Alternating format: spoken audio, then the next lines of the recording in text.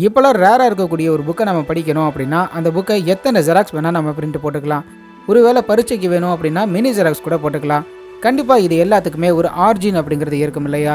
அந்த ஆர்ஜினை தேடி தான் இந்த பயணம். சைனாவில் ஹன் டைனசிட்டி அப்படின்னு ஒரு டைனசிட்டியானது இருக்குது.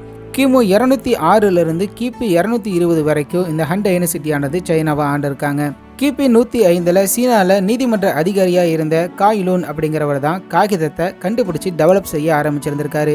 மூங்கில், சணல், கந்தல் போன்றவற்றை எல்லாத்தையும் பயன்படுத்தி அதை தண்ணியில் ஊற வச்சு கிடைக்கக்கூடிய திடமான ஒரு பொருளை அவர் காகிதமாக உலகத்துக்கு அறிமுகப்படுத்தி இருக்காரு. இவருக்கு அடுத்ததாக கிபி 200களில் உடன் பிளாக்ஸில் எழுத்துக்களையோ இல்லைனா சிம்பிள்ஸ்களையோ செதுக்கி அந்த இடத்துல மட்டும் இங்கு அப்ளை பண்ணி ஃபேப்ரிக்கில், சில்கில், பேப்பர்லன்னு பிரிண்ட் பண்ண தொடங்கியிருக்காங்க. இதுதான் முதலாக பிரிண்ட் தொடங்கிய வரலாறு அப்படின்னு நம்மளால ஏற்றுக்கொள்ள முடியுது. இந்த முறையை புத்த துறவிமார்கள் பயன்படுத்த ஆரம்பிச்சு நிறைய சூத்திரங்களை பேப்பரில் பிரிண்ட் பண்ண தொடங்கியிருக்காங்க. அந்த வகையில் டைமண்ட் சூத்திரா அப்படின்னு கிபி 868 வந்த ஒரு புக்கு தான் முதல் புக் அப்படின்னு கருதப்படுது.